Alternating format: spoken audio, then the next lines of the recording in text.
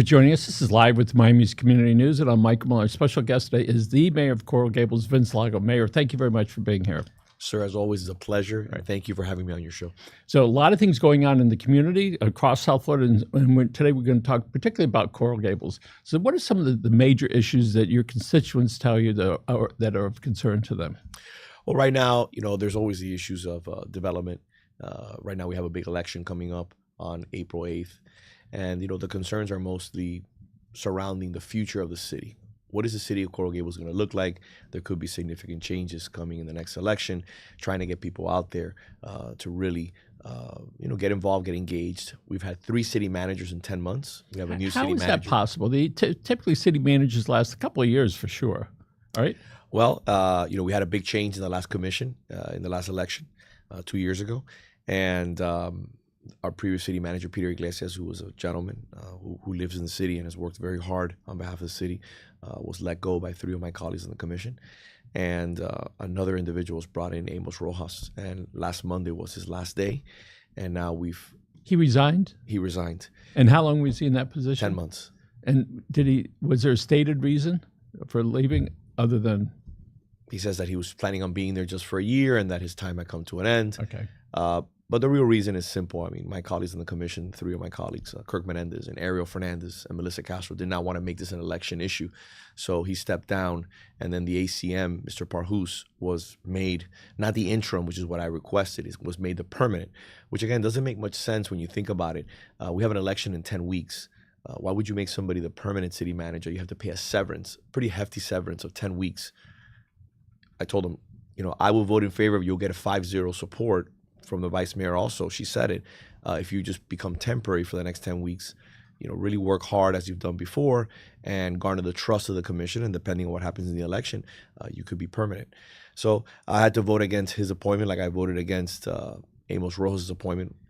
And that's what we're in right now. So, part of it, when people look from the outside, they don't know that you had said, listen, if you say you'll do it temporarily, I'm going to support you. Yeah. But if you're not going to do that, I don't want to go ahead and have a permanent one with the election being so close. I think a lot of it has to do with the simple fact that, again, I come from the business world, the private sector.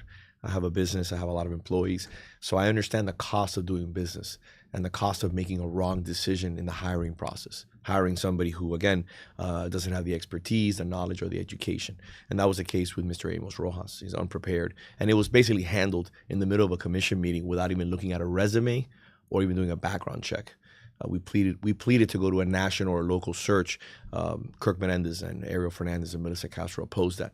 So now we're in a situation where Mr. Parhus has a good record. He has a good resume.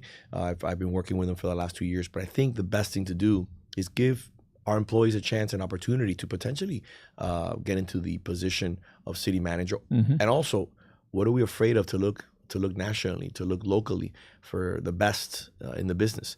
We always should look for the best in the business, especially since we're representing the residents. We shouldn't just settle.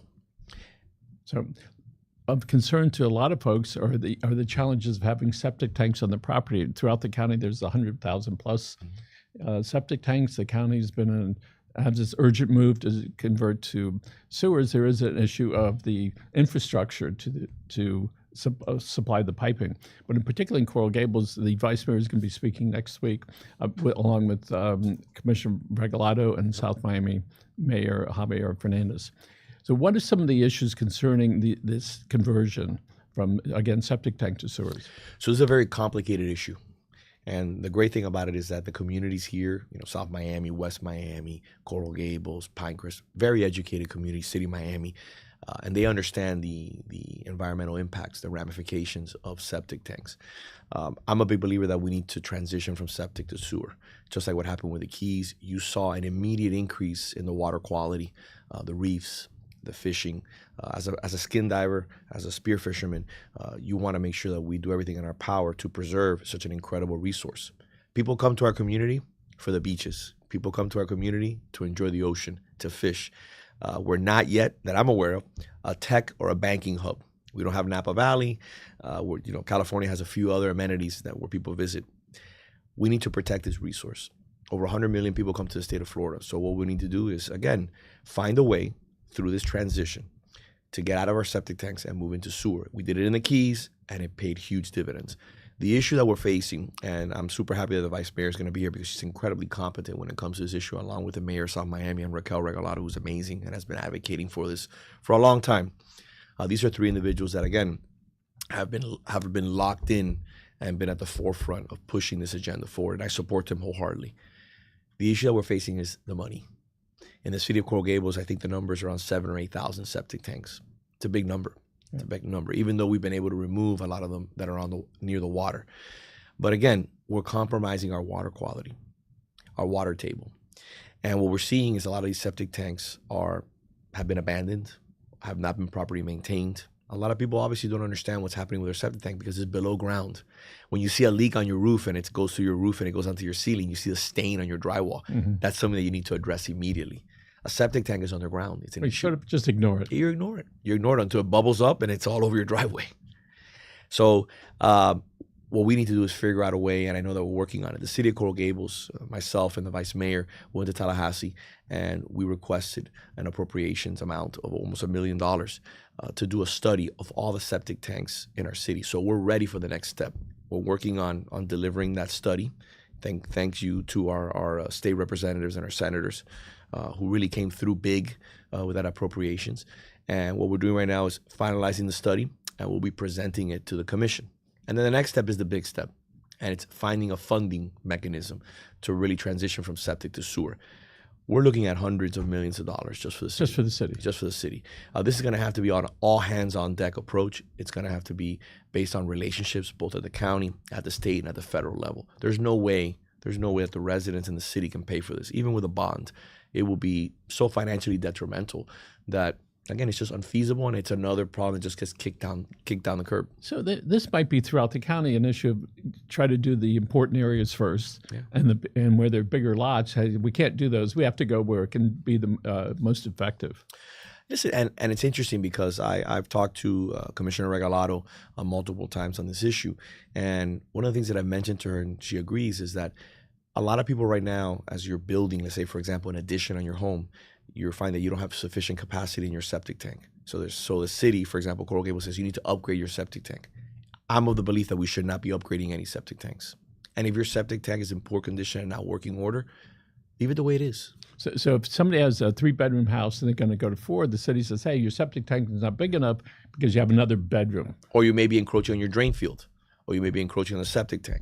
But my point is that why spend money on an antiquated technology? What I believe we should do is, grant the individual the permit, and say, let's pay that money into a trust that's handled by the state or the county, so we can start putting money away to have to have enough resources in the near future to bond out and address the city countywide. But if we continue to replace these septic tanks, which, by the way, a septic tank right now on average is $40,000 to $50,000. That's just a starting. So that's what some homeowners are looking at when they go to tap into existing sewer. So why are we spending that money on an antiquated technology? We should really be putting that money away and telling people, look, you have a credit in the near future when we move forward with the transition from septic to sewer. So we have people that live in their houses, they don't care about the septic tank because it doesn't affect them every day. But yet, on the other hand, if there's some huge building that's going up next to them, then they're concerned about that. But it's not even a huge building. It's if you buy a house and you want to do an addition, yes, or one thing or another, or for example, you find that your septic tank is cracked. Why should you be forced? You shouldn't be forced, in my opinion. Obviously, we don't want to continue to contaminate our water or our water table, but also we're throwing good money at a bad issue. We need to put that money aside, work with the county, work with the state, so we have a vehicle in place to fund this transition. It's going to be an all hands on deck approach, and I'm happy that Commissioner Regalado, our vice mayor, and the mayor of South Miami is really pushing forward on this agenda. And I support them wholeheartedly on that issue. So let's talk about recycling. There's been a lot of conversations because the county had a waste energy plant that burnt down a year and a half ago. It was a big stink where it was going to go.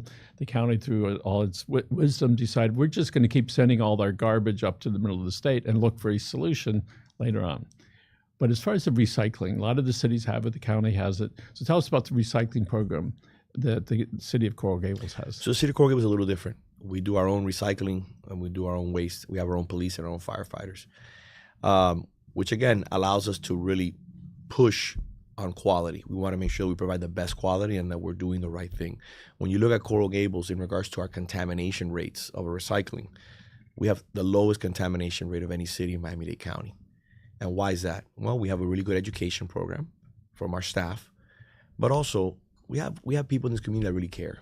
We have a really good educated base of individuals that understand that environmental stewardship is clear. You talk to my two daughters about recycling, they understand, a glass bottle, you got to clean it, you got to put it away.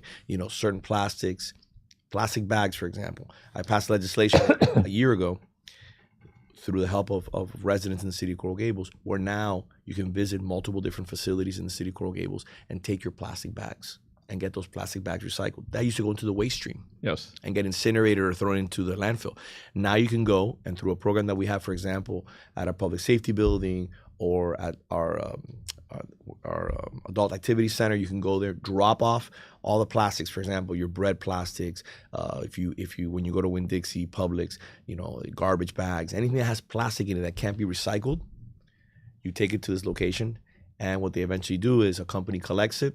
And they give us, after we reach a certain threshold, they'll give us a park bench, and we can put that park bench in any location in the city, and we can name it after somebody who's done an incredible job in regards to environmental stewardship. So the city is really leading the way in regards to reducing contamination rates for recycling, and I'm a huge advocate of continuing to recycle and finding a solution, because they're talking about now potentially no longer recycling and just throwing it into the waste and incinerating everything. I don't believe in that. I think that's not the answer. We need to find an answer for the issues that we're having in regards to our garbage, but we just can't compromise on recycling. I really value recycling. So Ken Russell, former city of Miami commissioner, has really been an advocate for, let's not incinerate the stuff. He had a gentleman on the show, he was from the organization called NOPE. Zero waste. Yeah, not on planet Earth.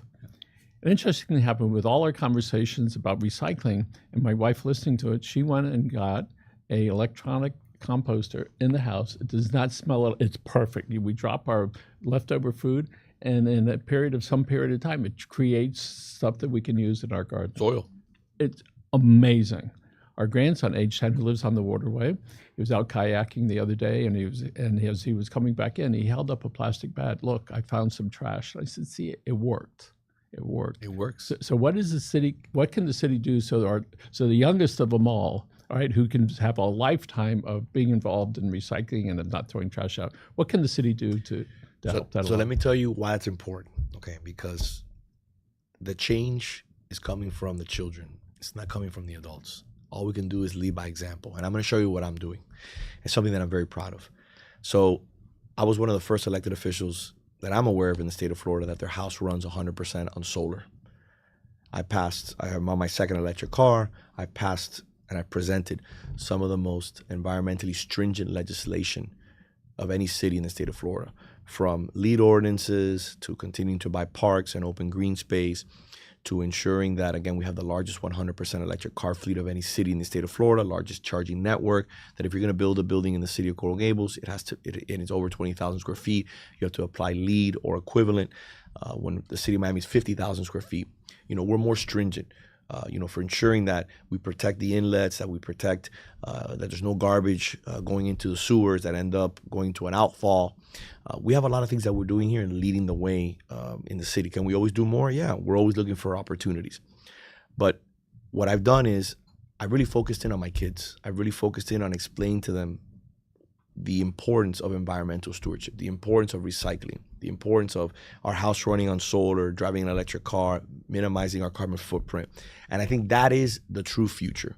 The true future is going to come from, young professionals, young children who grow up and say, we got to protect the environment here, because again, this is the resource why our city is who we are.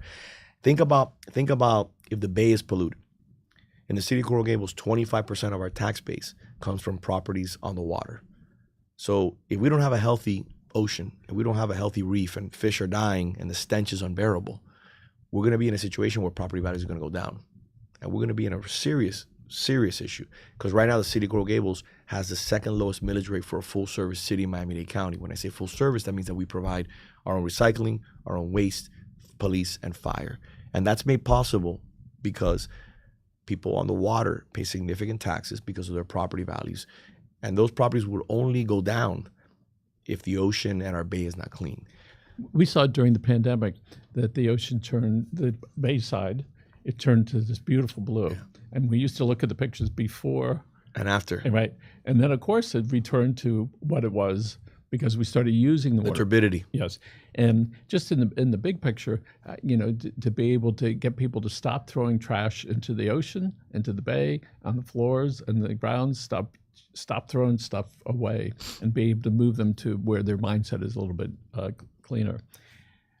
So there's been a lot of conversation about the condos 3 stories or larger, how they have to deal with the put up the money for future construction. In the city of Coral Gables, have there been some condos that, listen, we just can't do this, all right? We need to seek a way out. Has there been anything publicly on those? Well, you know what I've been facing with a lot of the older residents who bought here 30, 40 years ago in the condos. You're seeing the issue with the new state legislation in regards to condo reserves, in regards to 40-year certifications. That legislation is putting pressure because these condominiums are realizing that they don't have sufficient reserves to meet the state legislation. And they're having to increase or provide higher maintenance. And to me, it's producing a lot of stress. What I tried to do over the last 2 years, and I failed, it was a 3-2 vote, only Vice Mayor Anderson supported me. I tried to provide a little bit of relief to these residents, to all residents across the board, because as you know, when you lower taxes, you're not pinpointing, one group over another. Right. Anybody over 65, anybody over 70. I tried to lower taxes in the last 2 years. I tried to lower it 6%. We had a 21% increase in property values. So think about it. If you're on a pension or in your Social Security and your property value goes up 3%, but your Social Security hasn't gone up and your pension hasn't gone up, and then the next year your property values go up a significant amount, so you get a 3% increase in taxes. It's not a 6%. It's really like an 8% because it's compounded. You understand? Yes. So the issue is the elderly community, the retirees call me and say, listen, Vince, my taxes are going up. My insurance has ballooned 20, 30% a year. Groceries are up, electricity is up, water's up, the cost of living is up. We need some tax relief. So I brought that before the commission last year and this year, and over the last 2 years, and my colleagues in the commission, Kirk Menendez and Ariel Fernandez and Melissa Castro, voted against reducing taxes for the residents. Last year, I tried to just a nominal amount. I started at 3%, so the tax increase would be net neutral. I even offered 1%, but that also was not approved by the commission. So I think what we need There's a pattern there, isn't there is a pattern. There's a pattern. The issue that we're facing here is that we have to give some thought. I was raised by my grandparents in the city of Coral Gables when they came from Cuba. While my parents worked, my grandparents would pick me up at school, and I would spend the entire day till 8 or 9 o'clock with them at their home on Minorca until they passed away. And to me, those are the individuals that shaped my life. Those are the individuals that are responsible for who I am today. And when I knock door to door, as I'm trying for my reelection now this year on April 8th, I meet a lot of elderly residents who tell me, look, Vince, I can't go out and get a job now. It's tough to find a job at my age. But my taxes are going up. My insurance is going up. I'm not going to be able to take my yearly trip. I'm not going to be able to splurge. I've got to buckle down because of all these increases and what's been going on with inflation. So that was the nexus and the reason why I tried to lower taxes. Even if it was $150 a year, $200 a year, it's in perpetuity. So it's tax relief that, again, sends a message that we're supporting these individuals in our community. So people throughout Miami-Dade County have been talking about all the traffic. We understand there's traffic. I think most of us get to the point about mobility, right? How do we get around in what we've created? And for the most, it's not going to get better. We just have to figure out how to do the best we can with what is there. What can the city do, and what has it done? So let me tell you what I've done, and I'm proud of. The city of Coral Gables, our trolley system, we have over 1.5 million people that use their trolley every year, and it's free. Through the TPO, when I sat on the TPO, I got a grant to expand the trolley to Saturdays for 2 years. It was so successful that after the 2-year window ended and the grant ended, the city of Coral Gables. How many people a year? 1.5 million? 1.5. It's a driver. It's an economic driver in our downtown. That's huge. Every day, thousands of people are getting on that thing. It's one of the reasons when I sat before the boards of Apple, FIFA, which has the World Cup coming up in 2026, and Ryder, over the last 6 months to bring those companies here, I mentioned the trolley. I mentioned how accessible and how people could just get on the trolley and get off the trolley, and how we have a trolley every 5-6 minutes coming in there. So we have a trolley that works, that's 6 days a week, that a lot of people use it. And it's a real economic driver here in this community. One of the things that we have that's a big issue, I think you mentioned it, we have to be honest. We have to be honest with the voters and the residents. And that is that we have 51,000 residents. We're in the middle of Miami-Dade County. We're bifurcated by US 1. We have 198 entrances in the city of Coral Gables. You're not going to stop people from cutting through our city. There's no way. Miami-Dade County will not allow us to close any more streets. No more gates. They haven't done that in decades. Even though I get calls once in a while, and I got to give people the bad news. So what do we got to do? Over the last 6 years, I've worked on it. And with the help of the county, I've been able to pass legislation that gave us a blanket approval to lower speed limits in neighborhoods to 25 miles an hour. And what I also did was we got a blanket approval to put speed tables throughout the city. I worked on that for a long time. And it's something that's been very beneficial. People will say, listen, I still have the same volume, but the speeding has been significantly reduced because people have to face a speed table in the middle of the neighborhood. So I literally was meeting with residents this morning and yesterday about neighborhoods that are having issues. And we just recently bought almost 100 temporary speed humps. While people are waiting for the permanent ones, which are these beautiful ones with pavers, we'll install temporary ones and we'll give them that needed relief. Those extra things that the city of Coral Gables is doing is like the crown molding in the house. You look at it and go, hey, that's very nice. So it sets us apart. Right. When you have the trolleys rather than some big bus, there's a sense of camaraderie. When you have those speed tables and you have the circles and you have, the slowing it down to 25 miles an hour, it continues to cause community to occur, and people feel really good about that. And can I add something to that? I tell people, we're putting sidewalks. We just installed in University. We're going to do on Blue Road, now connecting the Blue Road bridges to Granada, things that I've been working on for some time around Doctors Hospital. You're going to see that over the next 6 months. But one of the things that I'm really, really proud of, when you talk about community, for the last 12 years since I've been commissioner, vice mayor, now mayor for 4, I've been doing something that I think I'm the first one in Miami-Dade County to do it. And now the vice mayor does it also, Rhonda Anderson. Office hours every Friday. So today at 2 o'clock, you can come to my office and you can meet with me till 5 o'clock. For example, last Friday, I was there till 7:30 at night. Anybody can walk in, you sign your name in, I step outside, I call you, you come in. There's no email, there's no text message, there's no dealing with an employee, there's no dealing with a staff member. You're dealing with me and we address your issue, no matter what the issue may be. I get the sense of a small city. All right, when you do that, but yes, it's a gigantic thing. It's so personalized when it's like that. And you go, oh, the mayor's doing this. Here's what down the street. And when you walk the dogs on the new sidewalk or go to the many parks, there's that sense of community, almost like Key Biscayne many years ago, or Fort Myers or Naples. So let me tell you, our city budget is almost $300 million. Whoa. We have 1,000 employees, 51,000 residents. We're not a small city, okay? We're not. But I know what you're saying. The reason why I did that, for accountability and for transparency. One of the things that people always say about elected officials, you can't call them. You can't meet with them. So this is the ultimate approach to accountability. Like I tell people, give me a call. My phone number is 305-303-0115. Again, it's 305-303-0115. I meet with anyone and anybody on Fridays, starting at 2 o'clock. Again, you can get a meeting with me. It doesn't have to be Fridays. If you work, we'll schedule a meeting. But if you need to meet with me immediately, every single 5 days, I'm available. If not, you can call me, and I'll come and visit you at your home with staff, like we've done 3 times this week. Or you can reach out to me on social media, and we can get in contact to address your concerns. So often, homeowners and residents are sort of scared or nervous about calling their the guys in charge, if you will. What can you do to add a word of comfort to them that you're not going to bite them or yell at them? At the end of the day, I just let them experience it for themselves. I have people walk in. It's interesting because, it's happened to me recently a lot. The residents have walked in and they've waited an hour because there's multiple people there. Sometimes the conversations take 10, 15, 20 minutes.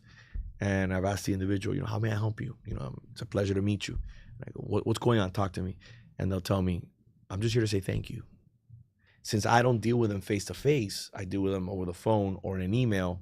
Or we had an exchange in regards to an issue a year ago when we met with them in their neighborhood.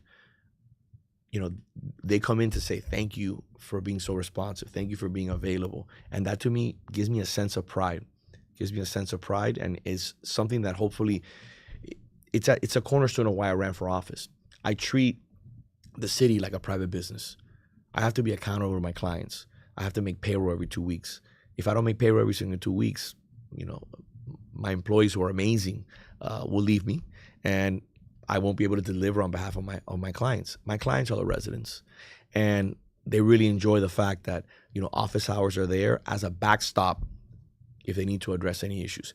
One of the things that I've learned also, and that's really important to mention, and I think it's a public service announcement also, is I had an individual come up to me one day, came to visit me and said, "I have a great idea for you." I get some of my best ideas through open office hours, and that was that let's do in-home permitting. I said, "That's a great idea." So we got an electric vehicle. We designate an individual in the office. We do in-home permitting a few times a week. We do about 300 a year, and it's for the elderly. It's for single parents, veterans. I mean, you go out to their place. Disabled. We'll do anything from an addition down. So your kitchen, your roof, your windows, you're going to put some new floors. Whatever it is that you're going to do, we come to you. We assess the scope. We tell you what you need, and then we'll come back, and we do a lot of this work over the phone, and then we come to you, and we get everything done on your kitchen table. That is what sets the city of Coral Gables apart. I wrote that legislation that was brought to me, and the idea was brought to me, and it came through an Open Door Fridays. And that's the cool thing about it. And I can tell you so many great ideas, so many people. The recycling of plastic bags and plastics that you can't put in your recycling bin came through me on an Open Door Friday via a resident. People have become synonymous with Open Door Fridays as an opportunity to sit down with the mayor, connect, and just kind of brainstorm on how we can make the city better. So as we're wrapping up, the last subject, I think, is to talk about people are under a lot of stress nowadays, right? And especially more when we look at the cost of living, and it has accelerated so much recently.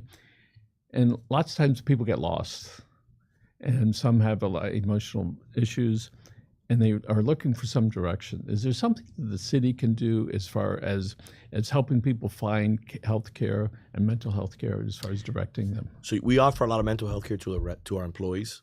That's something that's important. We offer them every ability to come in and make sure that we are their partner. It's not just a workplace; it's their partner.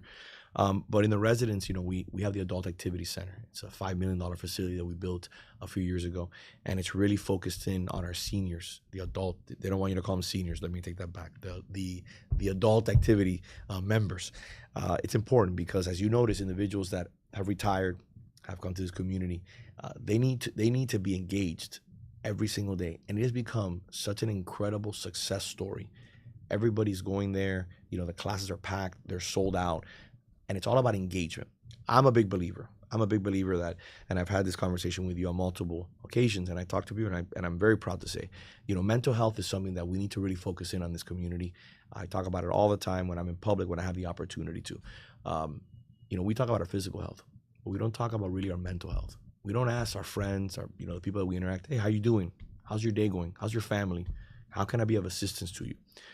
I use the gym, I use physical fitness as an opportunity to just release stress. I work out 7 days a week. I'm in community. I meet people at 5 a.m. We have great conversations, great ideas. So I think the key is connecting people, getting people out of their shell, having these conversations. Go to the farmer's market, go to Merrick Park and walk around, get involved in one of the 30 different boards in the city of Coral Gables. That's the key of the things that we do here in the city, to help people to engage and to get active. Because the residents in our community are a massive resource. I have people who call me every single day with ideas. "Hey, we can fix this. Have you seen this? Have you seen that?" And a lot of them are retirees that are looking for engagement. So I think the key to mental health is staying engaged, become part of something. Even if it's a gym, even if it's an adult activity center, whatever that is, get involved and give back. It's wonderful. Mayor Vince Lago, thank you very much. My friend. I appreciate it. Thank you for the opportunity. Thank you for being here. Folks, thank you for joining us. Remember, take care of yourself.